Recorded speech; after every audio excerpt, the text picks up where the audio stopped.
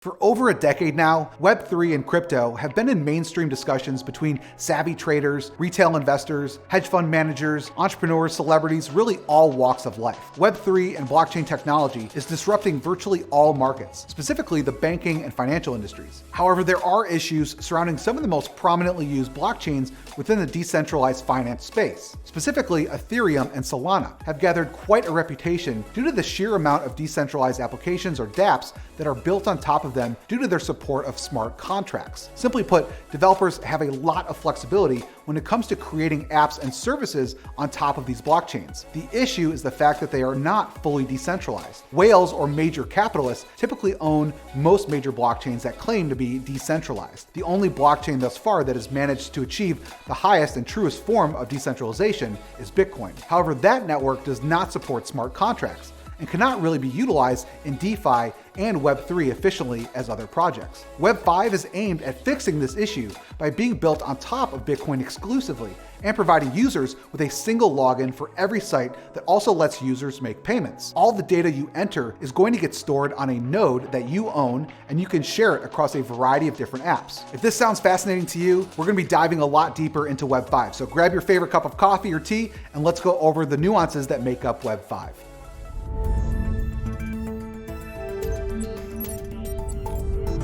It's Mark Thompson from CryptoMade, and today we're going to be going over everything you need to know about Web5, where I'll be taking a look at what it is, how it might work, what it could bring to the overall internet and crypto space, and why it's so important. But before we go too far in the video, remember to hit the like button and subscribe to our channel, and turn on notifications so you always get alerted whenever I post upcoming videos. Keep in mind that this is not financial advice. The content is used for educational and informational purposes only. It's important to talk to a financial advisor before making any investment decisions. Let's go ahead and get started. Jack Dorsey is one of the most well-known names within the blockchain space, as well as social media. He's the co-founder and former CEO of Twitter, and is currently the CEO of the payment company Block, which was formerly known as Square. Ever since Dorsey revolutionized the internet when he launched Twitter in March of 2006, he has aimed to improve the way we interact with it on a deeper level. Jack Dorsey's latest company, TBD, made an announcement on June 10th, 2022, that its latest priority was the creation of Web5. The company calls Web5 a new evolution of the web that enables decentralized apps and protocols. Dorsey has historically criticized Web3. While Web3 does focus on decentralization, according to Dorsey, it is based on a single point of failure. In the current web model that we utilize on a regular basis, each of us does not own our own data or identity. Every single time one of us makes an account with YouTube, Twitter, Facebook, Instagram, or anywhere else, we give our data to companies, and these companies hold the data captive in app silos. Web5 aims to create a new class of decentralized applications and protocols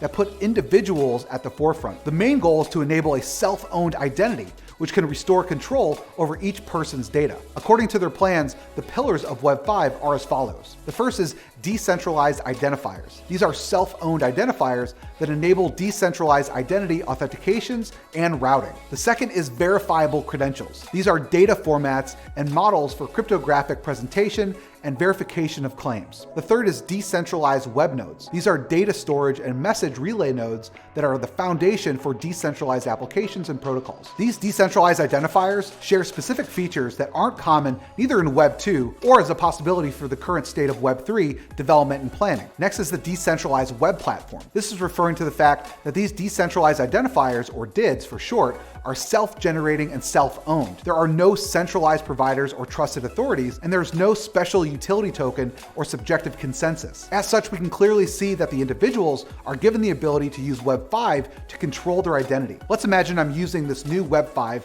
and have a digital wallet that secures my identity, data, and authorization when it comes to connecting to external applications and establishing specific connections. Think of YouTube or Facebook, but in Web5, where I own my own data. So I'd be connecting through it with my cryptocurrency wallet. Due to the fact that I'd be connecting to the dApp using my decentralized identity, I would no longer be required to create a separate profile on each application. All the connections, posts, relationships, credit card data, and anything else can be stored in my DWNs. Now, according to the project's documentation, the DWNs is a personal data storage location where each user is given the opportunity to store public and encrypted data. This way, I or anyone else using it would be able to switch any dApp at any point in time where we could have full control over our identity. With that example out of the way, we can now look at how users can own their data on Web5. Instead of each user being required to store their data in multiple applications, Users are given the opportunity to give each separate dApp access to a preset and precompiled list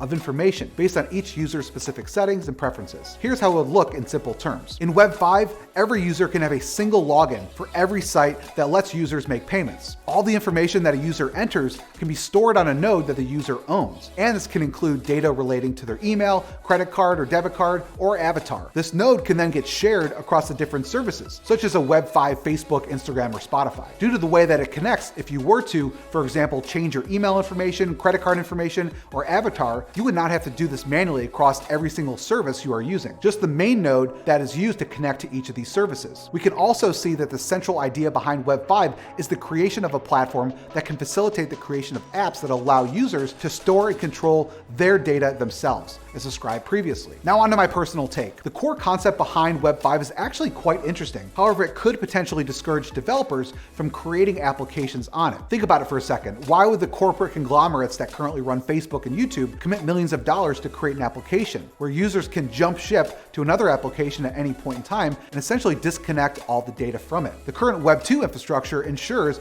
that companies get paid by utilizing user data to push personalized ads to users, where the data is sold to companies that require it for their marketing efforts. Web5 would make this impossible. However, it is interesting to see alternatives being developed to Web3, as it is indeed true that not all decentralized networks are actually decentralized as they seem. Controlling our identities and owning our data has been a dream for many of us, especially those who have been burned historically from websites that have been exploited, where personal email addresses or other information has unfortunately been leaked due to an error made on the part of a company. This way, no data needs to be put at risk, making Web5 so fascinating to think about. So what about you? Has Web5 piqued your interest yet? Or are you still pumped about Web3? Comment below and let me know. If you ended up enjoying this video, make sure you hit the like button, subscribe to our channel for more breakdowns on other crypto projects, including everything that's going on in the industry.